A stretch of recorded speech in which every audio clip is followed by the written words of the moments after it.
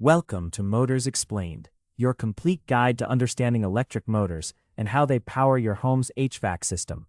If you've ever wondered what makes your air conditioner or heater work, you're in the right place. And if you find this helpful, please subscribe to the channel so you don't miss our future deep dives into home systems and mechanical engineering. Let's start with the basics. An electric motor is a device that converts electrical energy into mechanical motion. Think about it this way. You flip a switch, electricity flows, and suddenly something starts spinning. That's the magic of an electric motor. It's the invisible powerhouse behind countless appliances in your home, from your refrigerator to your washing machine to your HVAC system. But how does this conversion actually happen? The answer lies in one of the most fundamental principles of physics: magnetism. Inside every electric motor, you'll find magnets and coils of wire. When electric current flows through these wire coils, they create a magnetic field. This magnetic field then interacts with permanent magnets or electromagnets already in the motor, creating a force that causes rotation. It's elegant, it's efficient, and it's been driving industrial progress for over a century. Now let's talk about the main parts of an HVAC motor. First, you have the stator, which is the stationary part of the motor. The stator contains coils of wire wound around an iron core. When electricity flows through these coils, they become electromagnets. Next, you have the rotor, also called the armature. This is the rotating part that spins inside the stator. The rotor has its own magnetic field, either from permanent magnets or from electrical windings. The interaction between the stator's magnetic field and the rotor's magnetic field creates a rotational force. This force is called torque. The stronger the magnetic fields, the greater the torque produced. Then you have the shaft, which extends from the rotor and transfers the mechanical motion to whatever needs to be driven, like a fan blade or a compressor. You also need a commutator and brushes in DC motors, or slip rings and brushes in AC motors. These components deliver electrical current to the rotating rotor, ensuring continuous power flow. Without them, the rotor would stop spinning. The bearings support the shaft and allow it to rotate smoothly with minimal friction. Finally, the housing holds everything together and often helps with cooling the motor during operation. Now here's something important to understand. Not all motors are the same.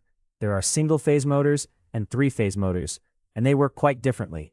Let's explore single-phase motors first. A single-phase motor receives power from a single alternating current line.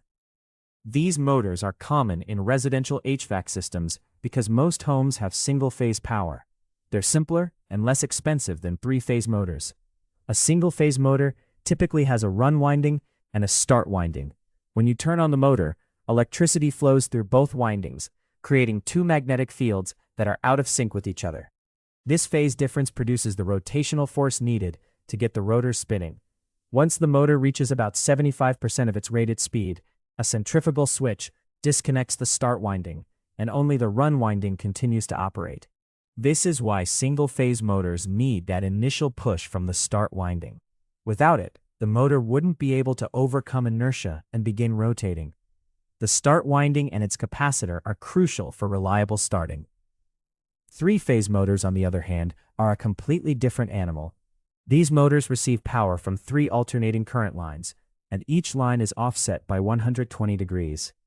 Because of this three-phase power configuration, the motor naturally produces a rotating magnetic field without needing any start winding or capacitor. The rotor simply begins spinning as soon as power is applied. Three-phase motors are more efficient, run cooler, and produce smoother operation than single-phase motors.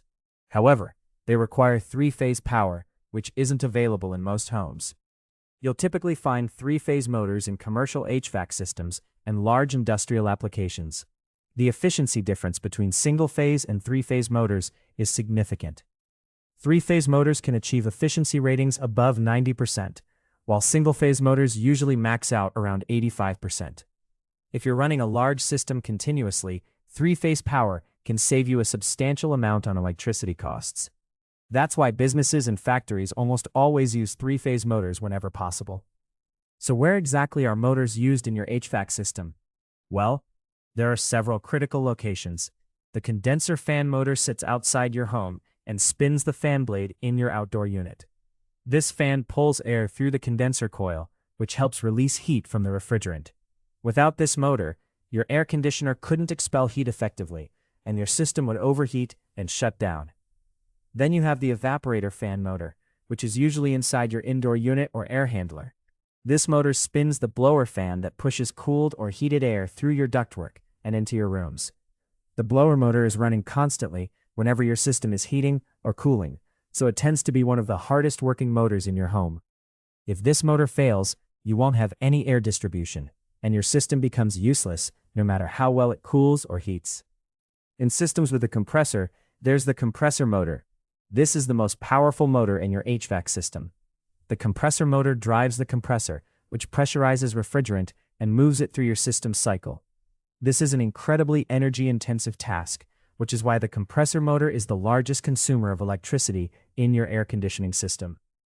Some systems also have a reversing valve motor for switching between heating and cooling modes. Now let's talk about common problems that can develop with HVAC motors. One of the most frequent issues is capacitor failure. The capacitors in single-phase motors help provide that phase shift needed for starting and running. When a capacitor ages or becomes damaged, the motor struggles to start or runs inefficiently. You might hear a humming sound, but the motor won't spin, which is a classic sign of a failed start capacitor. Another common problem is bearing wear. Bearings allow the shaft to rotate smoothly, but over time they wear out due to friction and heat. As bearings degrade, the motor becomes noisier, vibrates more, and draws more electrical current. Worn bearings create unnecessary drag and reduce efficiency. If you hear grinding, squealing, or rumbling sounds coming from your motor, bearing wear is likely the culprit. Winding failure is another serious issue that can occur in HVAC motors. The copper wire coils inside the motor are insulated with a thin coating. If this insulation breaks down due to heat, moisture, or age, the wires can short circuit. Once the windings short, the motor won't function properly and typically needs to be replaced. Heat damage and moisture intrusion are the primary causes of winding failure. Motor overheating is a problem that can lead to all of these issues. When a motor overheats, it ages faster and all the components degrade more quickly. Common causes of overheating include restricted airflow, dirt buildup inside the motor housing, low refrigerant levels causing the compressor motor to work harder, or simply running the motor in excessively hot conditions. That's why ventilation and cleanliness are so important for motor longevity. Speaking of maintenance, let's talk about what you can do to keep your motors running smoothly. First, change or clean your air filters regularly. A clogged filter makes your blower motor work harder and run hotter. Monthly filter checks during the heating and cooling seasons are a good practice. Second, keep the outdoor unit clear of debris. Leaves, dirt, and grass clippings can block airflow, forcing your condenser fan motor to work harder and overheat. Third, have your system professionally serviced at least once a year. A technician will clean the coils, check refrigerant levels, inspect electrical connections, and test motor performance. Professional maintenance catches small problems before they become expensive failures. Fourth, listen to your system.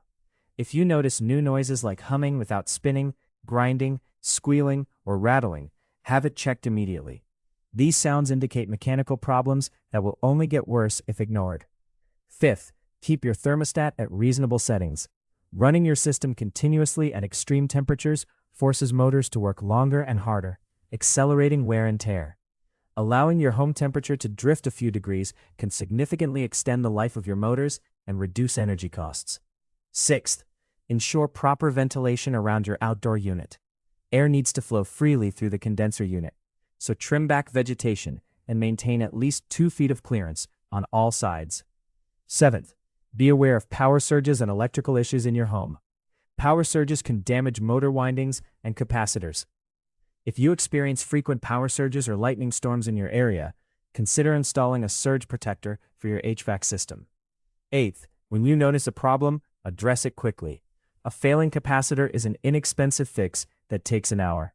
A burned-out motor replacement can cost hundreds or thousands of dollars and leave you without cooling or heating.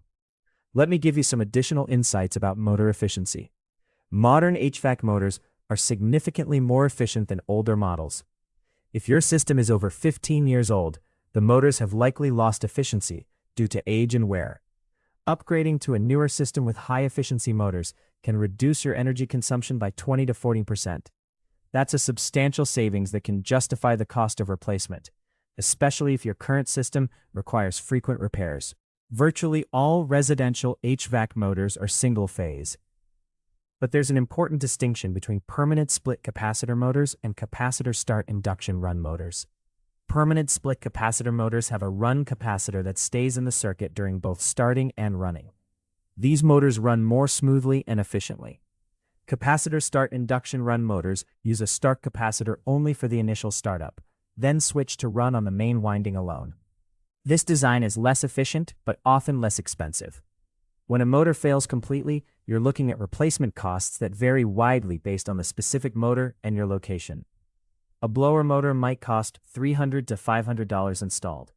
A condenser fan motor could run $400 to $700. A compressor motor is the most expensive, often costing $800 to $2,000 or more, depending on the compressor size. This is why preventive maintenance is so valuable. Here's the bottom line. Electric motors are remarkable devices that enable modern comfort and convenience. They convert electricity into motion through the interaction of magnetic fields. Your HVAC system relies on multiple motors working in harmony to heat and cool your home. Understanding how these motors work helps you appreciate the complexity of your system and make informed decisions about maintenance and upgrades. If you found this explanation helpful, please like this video and let me know in the comments which motor in your HVAC system you'd like to learn more about. Would you like to see a detailed teardown of a compressor motor, or are you more interested in troubleshooting blower motor problems? Thank you for watching Motors Explained. Subscribe to our channel for more in-depth breakdowns of home systems and mechanical concepts. We're constantly creating videos to help you understand the technology that keeps your home comfortable.